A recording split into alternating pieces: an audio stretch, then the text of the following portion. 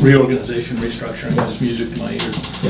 You're running for the second or third weakest governor's position in the United States, with the third largest legislature in the world, the smallest state populations in the country. What's your view? I'm asking for a lot of prayer. First of all, change it? I have to say, I like the fact that we have a large legislative body and we're paying people $100 a year. And I think we get much more than we pay for it. We have citizen volunteers who come to the State House. Now, I would say they should come to the State House only once every 2 years. I believe in biennial sessions. Let's stop the legislation machine every other year. Give ourselves a break, give our legislators a chance to go back to the workplace, and give ourselves a chance to study issues more comprehensively than continually trying to generate new bills. What we don't do in state government and locally is work together. So Don was mentioning before we started here, a more formal part of this evening, talking about regionalization, communities working with each other.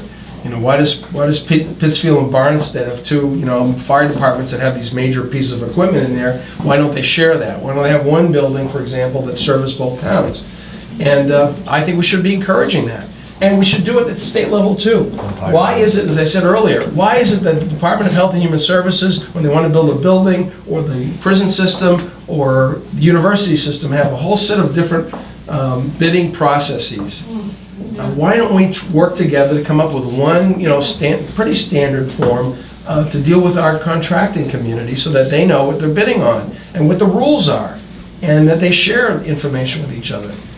Why do we have lawyers in every department? I mean, Because we have too many lawyers. Private sector. That's why we're going to make one governor.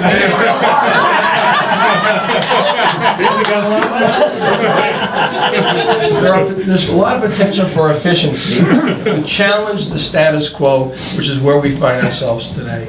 I'm optimistic, by the way, that you can bring people together and you can work with them. I say to people, and maybe I should end on this note and then we can have more fellowship. And you guys can continue to ask me questions. You should know this. I say this to every Republican group before I present myself and talk about being a governor. If I'm elected governor, I'm a lifelong Republican, I'm a conservative, but my party label will be placed at the State House door.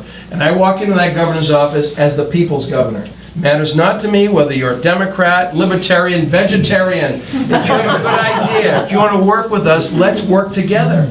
There are some wonderful people who are not Republicans. Surprising. Some great ideas. Some of them around here. Hey, Jeannie, don't you know all 5 of them?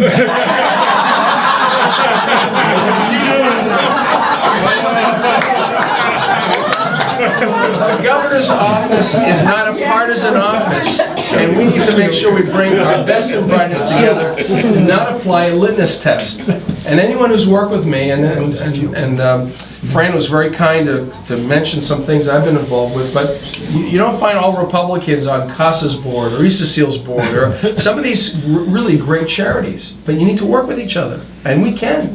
The second thing I tell people is this: I'm going to be a proactive governor.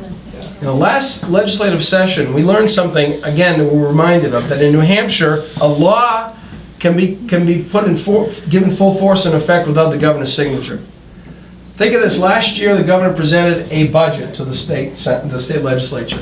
And then he walked away and let the legislature do its thing, come up with a budget that reduces spending substantially but puts us on a balanced path, brings it to the governor, and what does he say? This is terrible. This is bad. That's bad. This is bad. And he sits on his hands and let the budget become law without a signature. I pledge to either veto or sign any piece of legislation that comes to my desk, which means the burden is on me to be involved in the legislative process, to see these bills be, developed, and to let people know we're in leadership positions. I don't like this. We need to do this a little differently, and to be a hands-on partner with the legislative branch. It is very difficult. Thank you. And that's what New Hampshire people expect: a leader, somebody who's willing to take the hits for being a leader as well as someone who's able to craft the solutions to our state's problems. And I look forward to working with our legislative leaders and doing that, and in the end, working for the people to make New Hampshire the best place to live, raise a family, and operate a business. Thank you so much.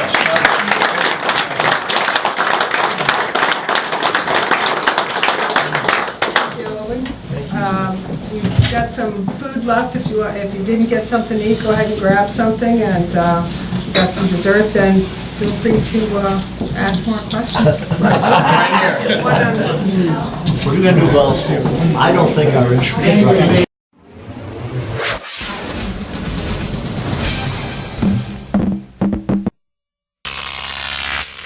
Crop TV.